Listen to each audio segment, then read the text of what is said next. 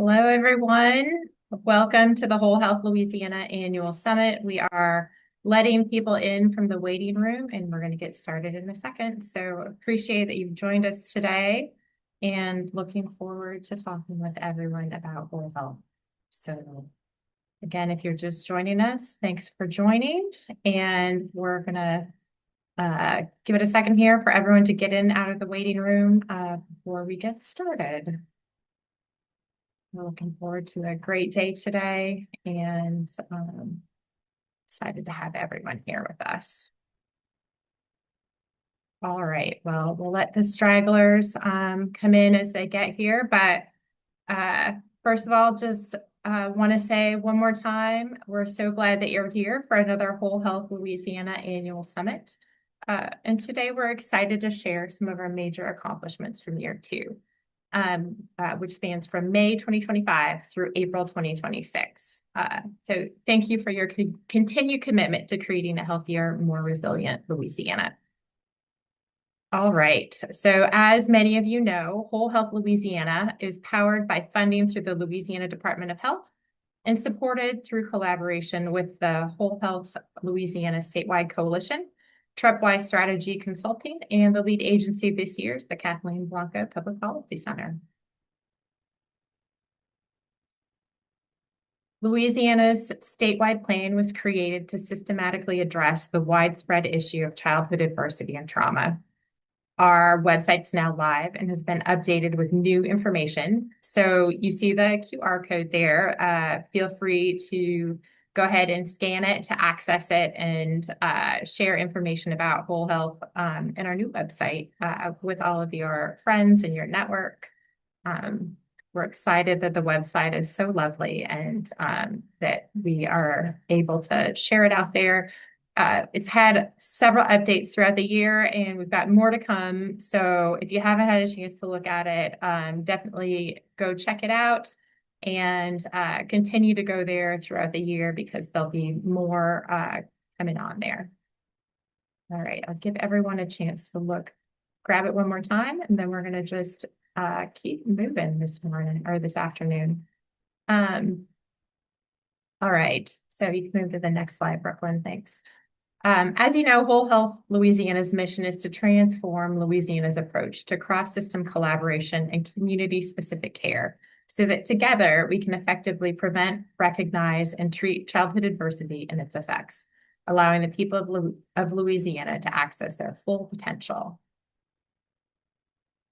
So Whole Health Louisiana is guided by 4 priority areas: collaboration, awareness, prevention and healing, and workforce development. In year 2, our strongest emphasis was on workforce development through trainings, lunch and learns, educator engagement, the Center for Children and Families pilot. And collectively, these efforts also advanced awareness by increasing understanding of trauma-informed care, collaboration through the coalition and guiding member group, and regional partnerships, such as those with the Capital Area Trauma Collective, as well as prevention and healing by helping organizations build capacity to support resilience and well-being. All right, over the next few slides, we're going to highlight these activities in greater detail and show how they've supported the Whole Health Louisiana priority areas during year 2. I'm going to pass it over to Brooklyn, who is going to give us some implementation updates. Hey everybody, nice to see y'all. Let's proceed with an update on the implementation of the initiative in year 2. So for the past 2 years, the Blanco Center has served as the lead agency, helping to implement the Whole Health Louisiana initiative. The Blanco Center's role can be categorized into 3 different sectors: implementation and collaboration, data gathering and analysis, and evaluation. Some of these responsibilities as a statewide lead have included, but are definitely not limited to, implementation support of the WHL statewide plan, stakeholder collaboration across the state, collection and analysis of data associated with the plan and the plan activities, and of course, the evaluation of the plan. Another big component of the WHL initiative, was the Whole Health Louisiana Coalition, which brings together advocates, practitioners, and leaders from across the sectors including healthcare, education. We have some legal services folks, child welfare, caregiving, policy making, and community organizations. In year two, the coalition continued to grow, welcoming new members and strengthening statewide collaboration around trauma-informed care. Coalition meetings provided opportunities for the members to share resources, learn from experts, highlighting promising practices, and building connections across sectors. Members supported key WHL initiatives, including the development of the regional hubs, the launch of the Capital Area Trauma Collaborative as the first regional hub, and the expansion of the trauma informed learning opportunities, through trainings, lunch and learn conferences, and community events. Year two also introduced new tools and resources to support member engagement, including an online resource library, member directory, and expanded opportunities for organizations to share successes, resources, and upcoming initiatives. Together, these efforts have helped us build a stronger, more connected network, advancing trauma-informed care across Louisiana. To further support implementation efforts, year two also saw the launch of guiding members groups, a highly engaged leadership cohort drawn from the broader coalition. When the coalition includes While the coalition, includes over 250 active members, the guiding member group consists of 17 crucial members who commit additional time and expertise to advancing WHL priorities. This group played an important role in several key initiatives, including participation in the certification design workshop to develop a trauma-informed organization certification framework and helping shape larger implementation efforts such as the Thrive at Work pilot program planned for year three. Together, the coalition and guiding members group help ensure that WHL remains grounded in diverse perspectives while also maintaining a dedicated leadership needed to move initiatives from ideas to actions. If you are currently not a member of the coalition, we strongly encourage you to join. We offer three different, membership tiers. We have the guiding member, supporting member, and participating member. Coalition members engage at different levels based on their capacity and their interests. Whether guiding or supporting or participating, every member contributes to the momentum behind WHL. I will now pass it on to Quinn to speak about our focus and some activities we've done in year two. Thank you, Brooklyn. Hi, everyone.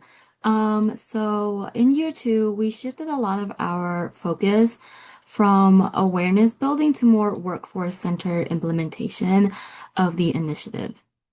So during year two, our primary focus was on building a trauma-informed workforce across Louisiana by advancing trauma-informed practices across systems, professions, and regions. We also worked to deepen workforce development by supporting child and family serving leaders and staff through trainings, lunch and learns, and workforce-focused pilot worked to expand awareness by promoting trauma-informed care practices statewide through educational resources, communications efforts, public learning opportunities, and the launch of the new Whole Health Louisiana website as a centralized hub for information and resources.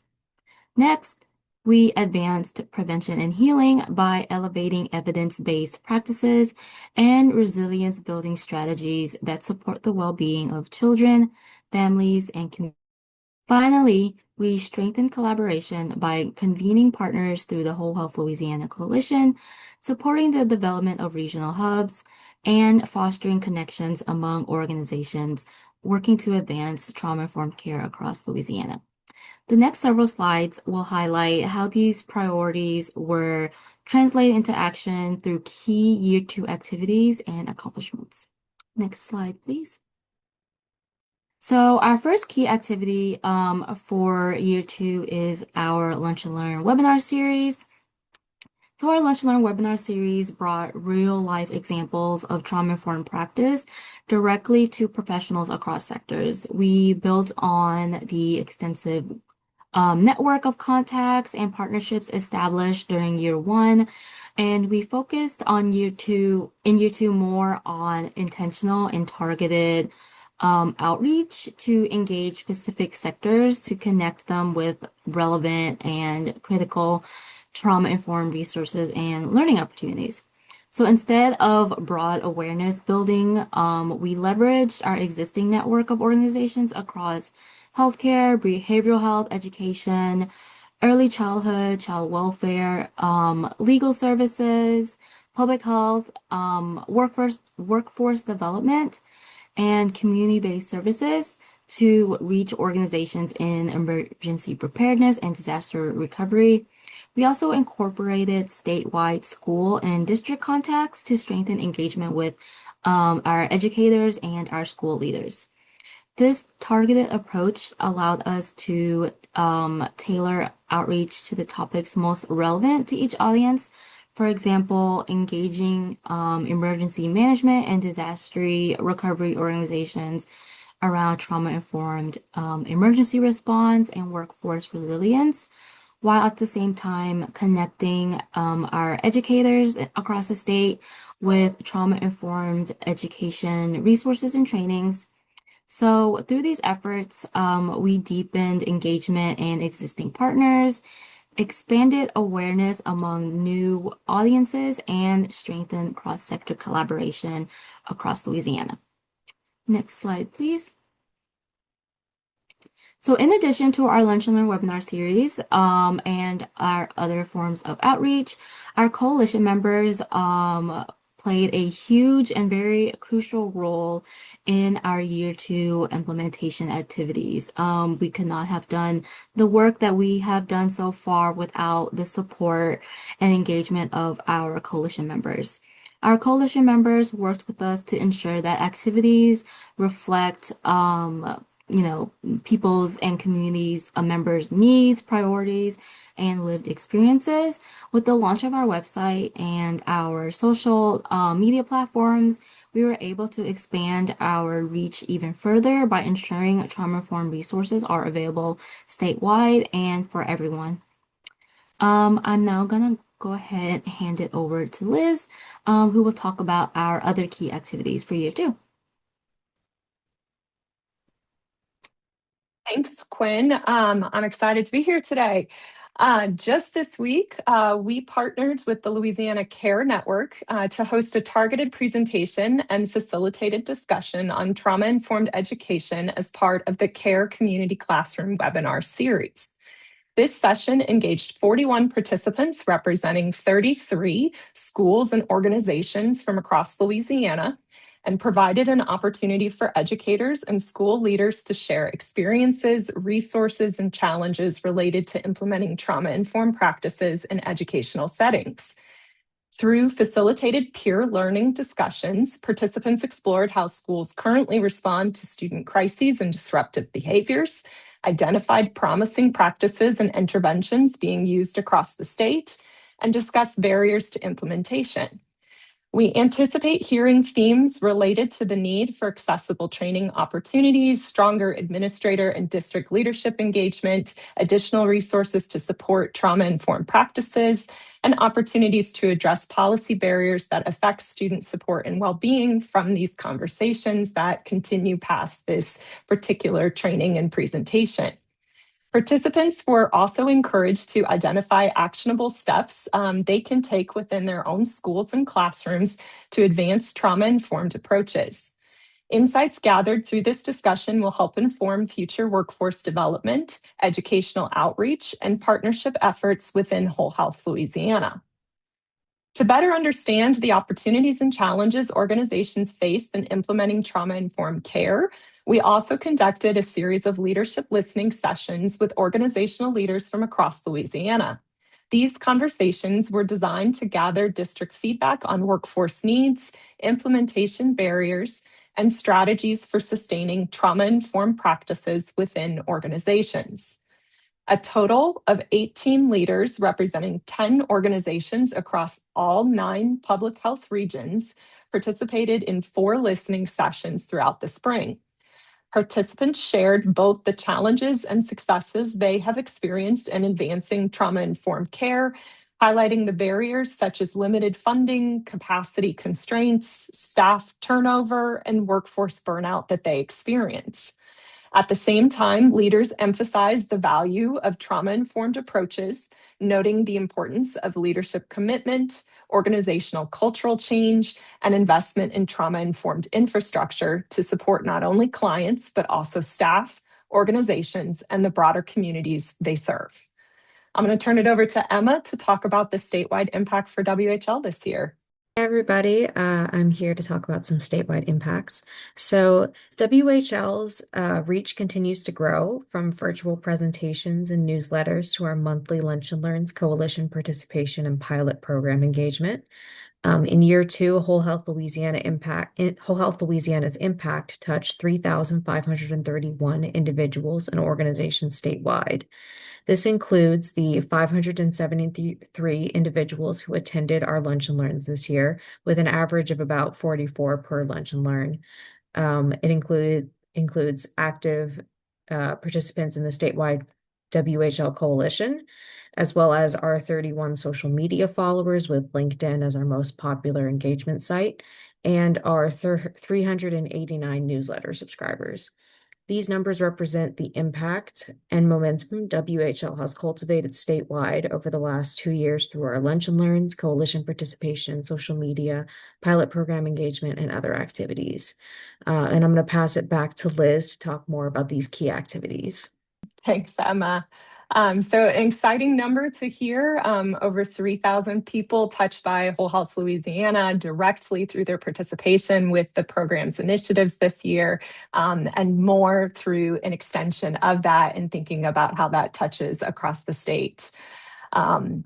In terms of one of the major things that has been accomplished this year was the pilot program that was run in coordination with the Center for Children and Families, which included the Thrive at Work regional trauma-informed pilot program to provide training and technical assistance to support organizations in Northeast Louisiana seeking to build capacity and integrate trauma-informed approaches into their policies and programs.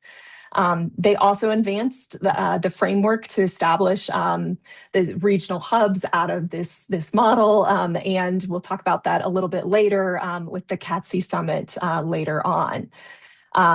Overall, we hope to have a toolkit that will be coming out later this year to provide guidance for establishing and supporting official hubs that strengthen workforce development, peer learning, and regional collaboration. To get us started talking about these two major things that are moving forward through the next year, but really had their roots within year two WHL, I want to introduce Stelanda Butcher, who is going to talk about the Children and Families Thrive at Work pilot program. Stelanda is the Chief Advocacy Officer at the Center for Children and Families. Stelanda, I'm going to turn it over to you to talk more about this really exciting Thrive at Work program. Yes, thank you so much, Liz. I hope everybody can hear me well, and good afternoon to everybody. I am so very excited to be with you on this day to give you a tidbit about what we've been busy doing in Monroe, Louisiana, Northeast Louisiana as a whole. But before I begin, I would like for us all to think about something. Think about the people who walked into our workplaces this week. The employee who smiled during the staff meeting but is carrying a burden no one can see. The supervisor trying to lead a team on navigating their own challenges. The colleague who shows up every single day to serve others, even when they are exhausted themselves. When most people hear the word trauma, they immediately think about a single event, a crisis, an accident, or a tragedy. But trauma, as you all know, is often much broader than that, and it walks through the doors of our workplaces every single day. The question for us is not whether trauma exists within our organizations. The question is, how do we respond to it? And this question gave birth to the pilot that we now affectionately call Thrive at Work. As Liz noted, through a partnership with the Louisiana Department of Health and the Whole Health Louisiana Initiative, we at the Center for Children and Families were given an opportunity to explore what it would look like to build workplaces that are not only productive, but that are also healing, resilient, and sustainable. What began in July of 2025, it seems like it was just yesterday, as a planning process quickly became something much larger. We started by asking ourselves another question. What would happen if more organizations intentionally design their workplace culture around safety, trust, collaboration, and well being? And over the past year, our team has worked diligently to build a comprehensive framework designed to help organizations move beyond awareness and move toward meaningful organizational change. So, grounded in Sam Schiff's trauma informed principles, Thrive at Work focuses on creating environments where people feel physically and emotionally safe, where trust is intentionally cultivated, where collaboration replaces hierarchy, where voices are valued, and where well being becomes a strategic priority rather than just an afterthought. To support this work, we developed standards and procedures built around clear objectives. That was the first thing that we did. Then our team conducted a landscape assessment across Northeast Louisiana to better understand community needs, to identify key stakeholders, and build meaningful partnerships. And through this work, we engaged leaders from healthcare, nonprofit organizations, and human resources. From there, we designed a curriculum that translated trauma informed principles into practical workplace strategies. And this curriculum includes training modules focused on understanding trauma, the nervous system regulation, safety, trustworthiness and transparency, collaboration and mutuality, leadership, and workplace resilience. We've had a lot of fun with these modules and working with our participants. And along with those modules, we also developed a toolkit with practical resources, assessment tools, implementation guides, and templates designed to help participating organizations integrate trauma-informed practices in everyday operations. This toolkit includes applied resources and guidance focused on interviewing, onboarding, policies and procedures, training and supervision, and employee well-being. We also participated in and facilitated partnership meetings and invested heavily in professional development and training in specialized trauma informed workplace instruction and consultation for ourselves by partnering with Dr. Robin Short with the Workplace Peace Institute. Through training with Dr. Short, we further understood that trauma informed work is not about fixing people, but it is about creating work environments where human dignity is prioritized. It is about recognizing that organizational policies, supervision practices, communication styles, and workplace culture all influence how safe, valued, and supported employees feel. So, in January of this year, just a few months ago, we launched our first cohort of 5 organizations from across Northeast Louisiana. And together, the 7 participants from these 5 organizations committed to a 6-month journey focused on learning, reflection, implementation, and system change. But let me tell you, just when we were getting ready to get started in January, Northeast Louisiana was hit by an unexpected ice storm. So we had to modify our time frame to 5 months. And each monthly session had 6 hours of training in length. And throughout these sessions, we also built in pre-post assessments and participant evaluations. All of these materials will be sent to LDH next month so that we can learn a little bit more about the impact that we have been able to make with the 5 organizations we have been working with since January. But we believe that Thrive at Work is more than just a training series. We believe that Thrive at Work is a capacity building initiative. It is a technical assistance model. And perhaps most importantly, we believe that Thrive at Work has become a community. Throughout the cohort experience, our organizations have engaged in peer learning, shared challenges, exchanged ideas, and have learned from one another's successes. We believe that sustainable change happens faster when organizations do not have to navigate it alone. And I have to say, even being part of the trainings, I've learned a whole lot, not just from our trainer, but also from our participants as a whole. Our participants also have the opportunity to have one-on-one time with our Workplace Peace Institute consultant, Dr. Robin Short, along with access to additional training. And as we look at the impact of this work, We have been focused on three key outcomes. First, increasing trauma-informed competency so that organizations have the knowledge and confidence to integrate trauma-informed approaches throughout their systems. Second, transforming policies and practices so that trauma-informed principles become embedded in organizational culture and sustainability planning. And third, building lasting networks of peer support and collaboration that continue long after formal training concludes. What excites us the most is that this work extends far beyond individual organizations. With that, we know that every healthier workplace creates healthier teams. We also know that healthier teams create healthier services, and healthier services create stronger communities. When employees feel supported, they are better equipped to support others. When leaders understand the impact of trauma, they make better decisions. Organizations intentionally create cultures of safety and trust. People are more likely to stay, to grow, and contribute their best work. Team, that is the ripple effect we are striving to create. As we continue this journey, we remain committed to learning, adapting, and expanding the reach of trauma-informed workplace practices, not only in Northeast Louisiana, but throughout the entire state of Louisiana. Because at the heart of Thrive at Work is a simple belief. People deserve workplaces where they feel seen. They deserve workplaces where they feel valued, and they deserve workplaces where they feel safe enough to learn, grow, contribute, and lead.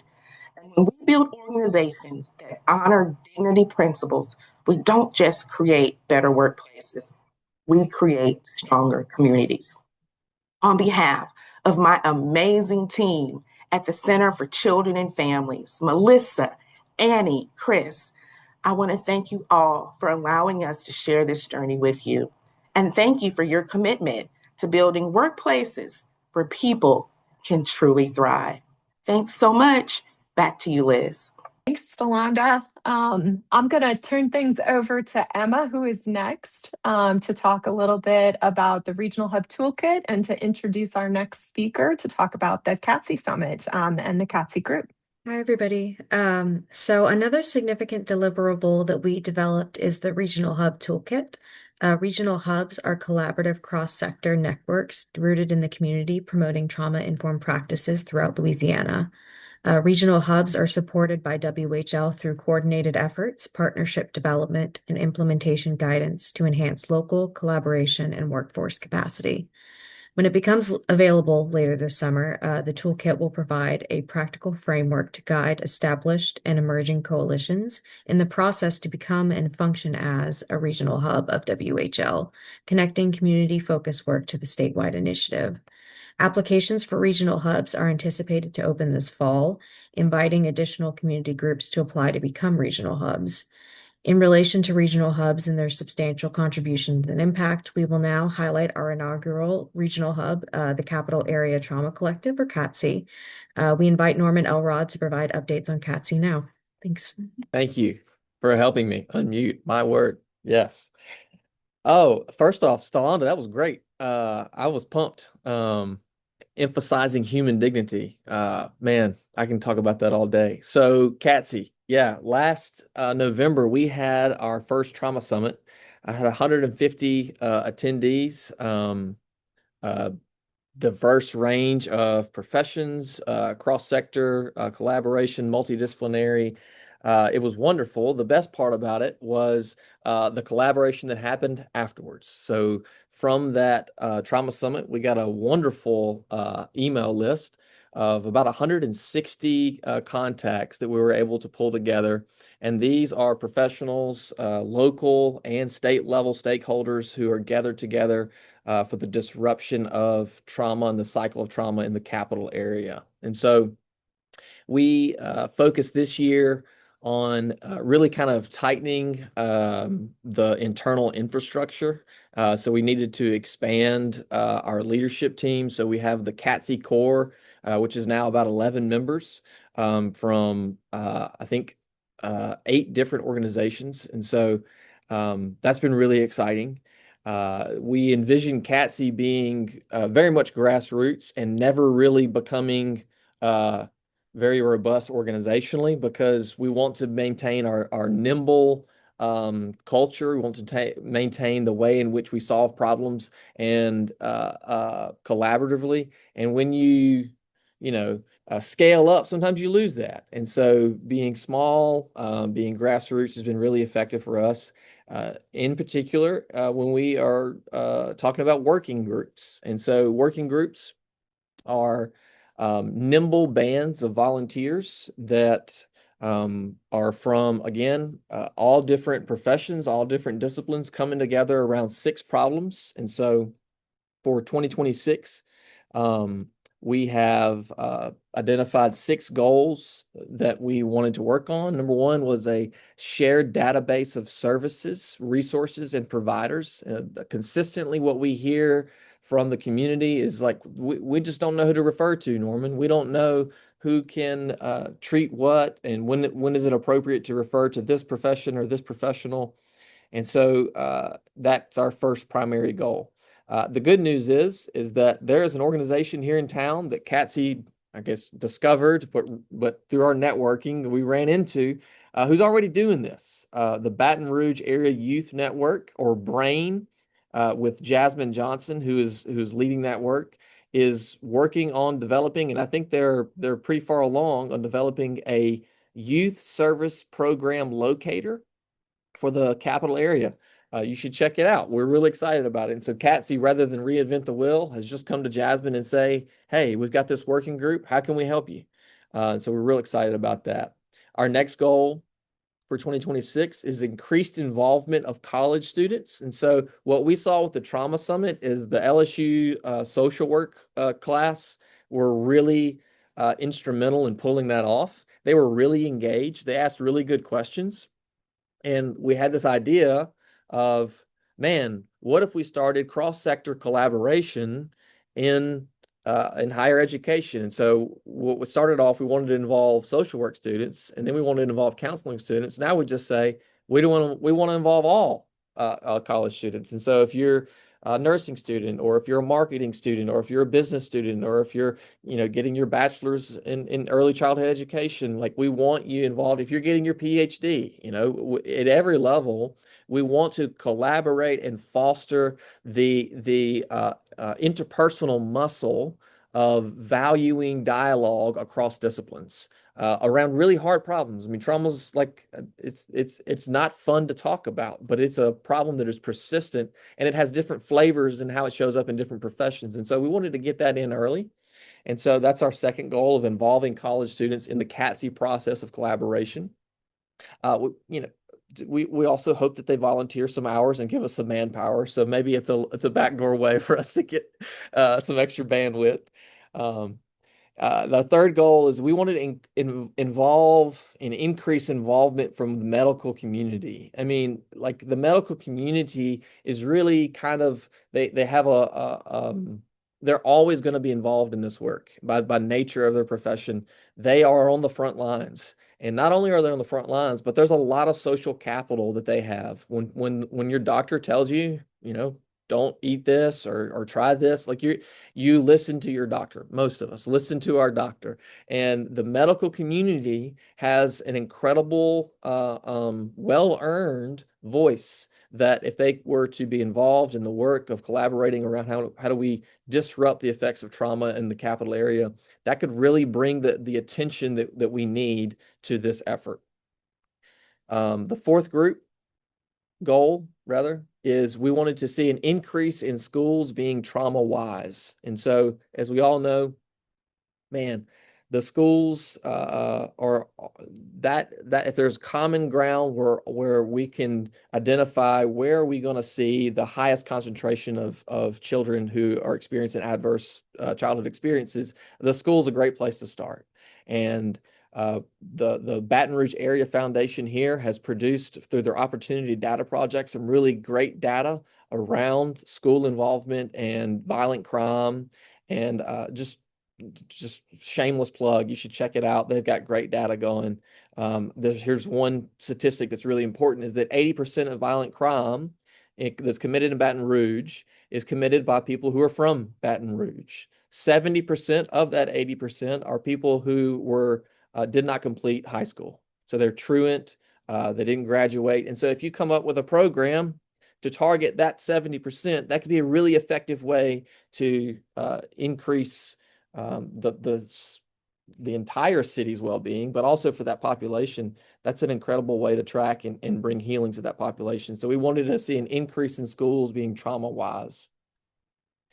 The fifth goal is to see a 25% increase in therapy for foster kids. And this came out of a conversation with some juvenile court district judges in the capital area that it's hard to find placements for these children in the foster care system. And so this is a goal that is like tailored to our specific context. And that's what we really love about CATSI, is that these are local solutions for local problems that we are seeing we have far more leverage and power and freedom to solve the problems at a local level than we do at a national or even state level. And so we're really excited about increase in foster care, therapeutic services for children in foster care. And then the last goal is we want to see an increase in trauma-wise trainings. And so, and I probably need to define trauma-wise. So when CATSI use trauma-wise, what we are looking at is going beyond being merely trauma-informed, but being to be trauma-wise, which is about the application of the trauma-informed principles. So you might be trauma-informed, but what are you doing with it? Are you applying it in the right way at the right time? In the right context. And so that's really what we're emphasizing, is that we want people to have an experience in their body of knowing what to do when interacting with a person who is a survivor of trauma, or when they themselves are undergoing secondary trauma, or even trauma from just a violent world. And so that's really what we're pushing for is an organization, is it's CATSI, is that we want to see, and it's capillary trauma collaborative, not collective, but the C of collaborative is probably the most important word in there, because what we see is that when people show up to a CATSI meeting, they realize that they're not alone. They realize that their experience is shared by other people who are in other professions, and they're not crazy. They're not incompetent. They're not bad at their jobs. And then there's this sense of buy-in, that there's hope, that other people see these same problems, and the siloed nature of the capital area, which is one of the key problems that we've identified, is that Baton Rouge and the capital area is very siloed, and that we should be collaborating rather than competing. And we see that breakdown in a CATSI meeting. And so we've got these 6 working groups. We have participation from about 30 different roles and professions.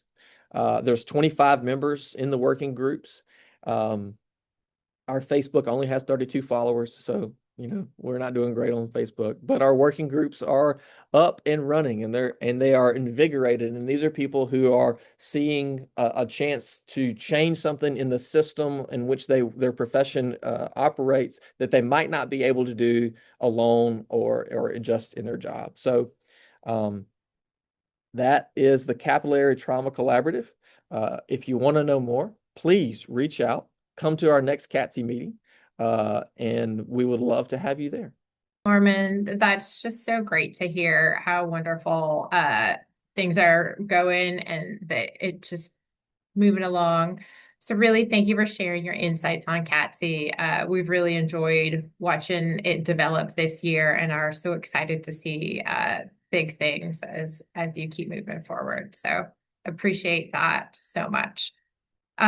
So looking back over the last few years, the Blanco Center's really been proud of the solid foundation that the Whole Health Louisiana team has built alongside groups like yours, and set Whole Health up for long-term success.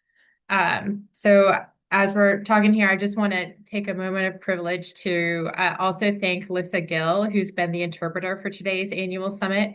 Many of you know her from earlier presentations and webinars, and we're so very grateful for all that she does and brings to all of these, whether it's a webinar, a lunch and learn, whatever it is, we're glad to have her here. So just give her some kudos on the outside there.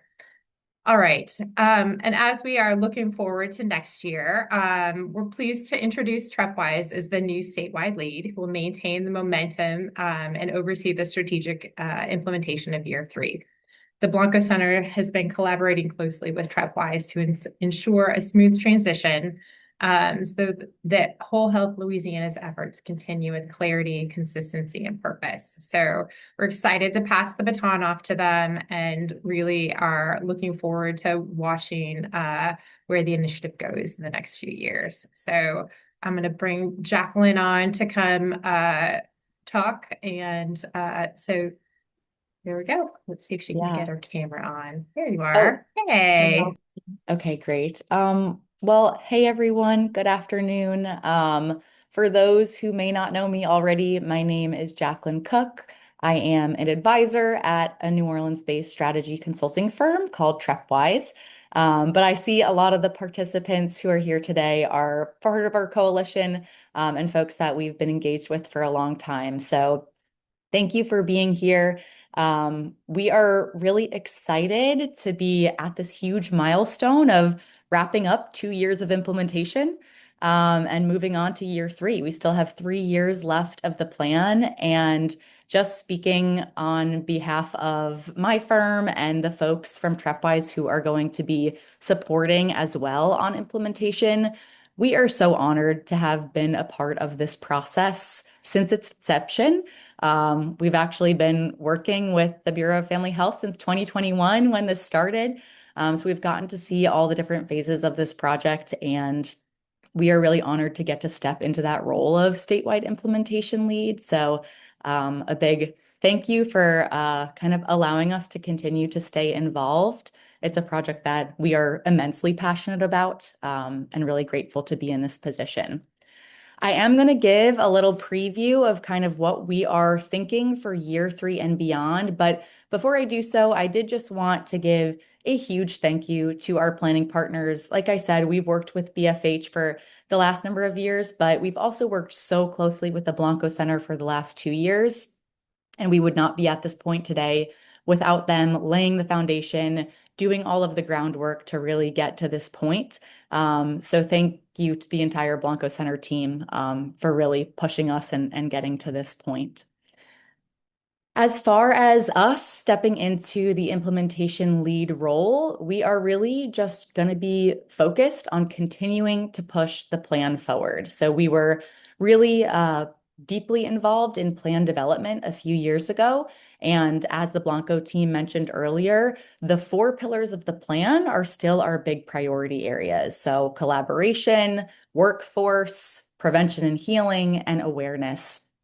As far as our year 3 plan, we are really going to be focused on initiatives that are in the collaboration area as well as in the workforce area. And of course, focused on ensuring that you all remain informed, engaged, and if you're not members of the coalition already, joining our coalition. So to give a little bit more detail about what that looks like for year 3, as far as our focus and our activities, we are going to be looking to deepen and expand our coalition engagement. Our next coalition meeting is going to be July 23rd. We'll make sure that that goes out after this point. Would love to see everyone there so we can really launch with full energy, full buy-in for year 3 implementation.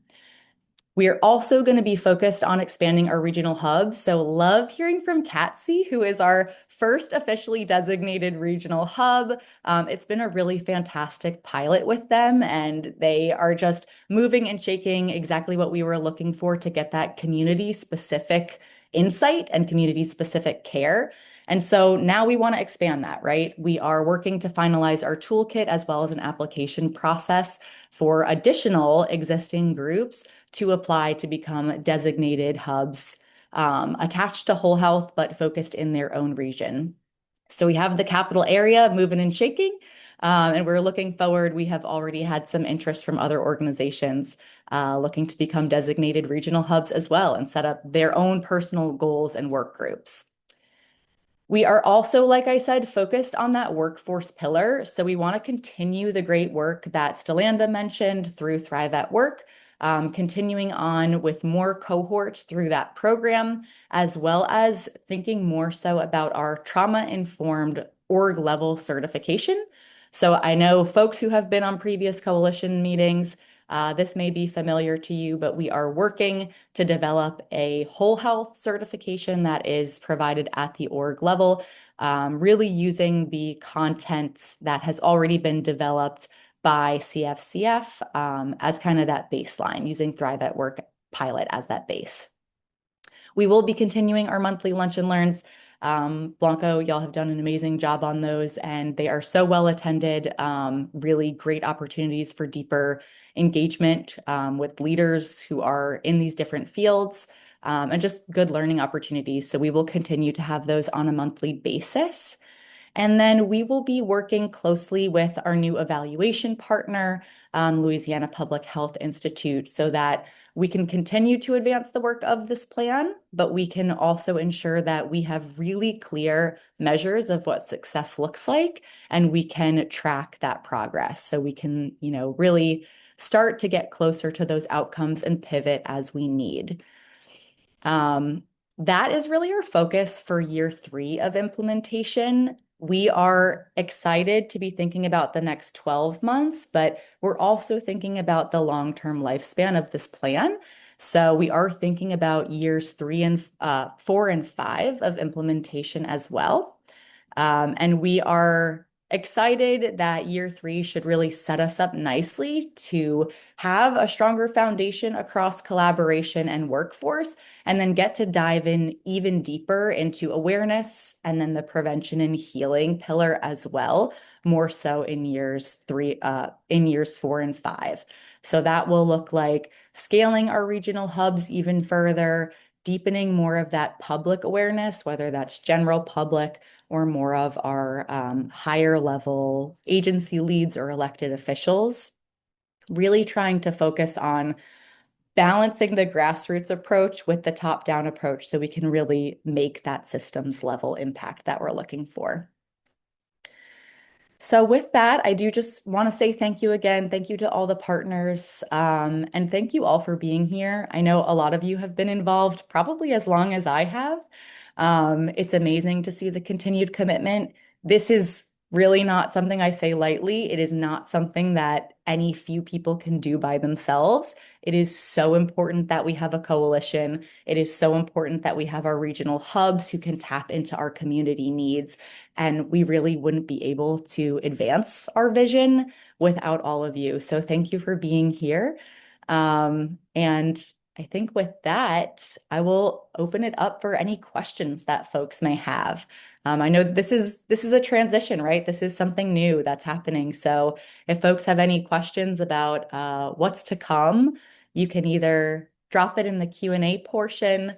You may have chat access. I'm not totally sure what you have as the attendees, but would love to answer any questions you may have.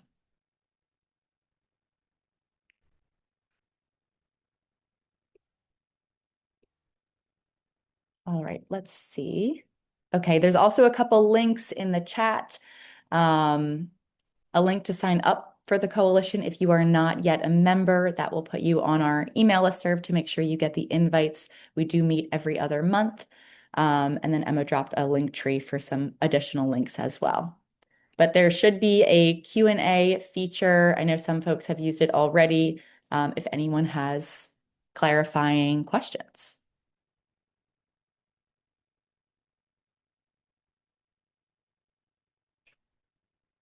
Or you can even drop it directly in the chat.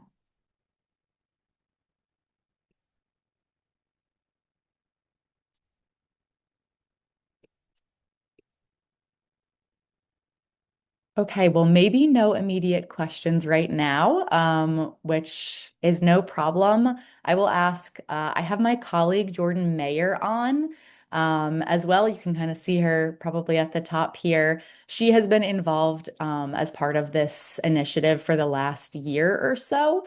So you will be seeing a lot of the two of us as we continue on with implementation. We will also be bringing on a few other TrepWise team members. So we'll make sure to get them introduced to all of you when we get them onboarded. I will ask Jordan, maybe if you can drop our emails in the chat. There is a whole health email for general whole health questions, remarks, and inquiries. But if you do have any specific questions for us as TrepWise team members, we'll drop those emails so that you can reach out to us directly. We always love to hear from folks. And with that, I think I can close us out. Again, just huge thank you to everyone. Huge thank you to the Blanco Center for pulling all this together. The feats that have been accomplished in the last 2 years are not small, and we are just so excited to build on it and strengthen even further over the next couple of years. We deserve it, y'all. We really we love our state. We love all of the people here, and I'm just excited to see that everyone is continued to be aligned on this vision of improving our state.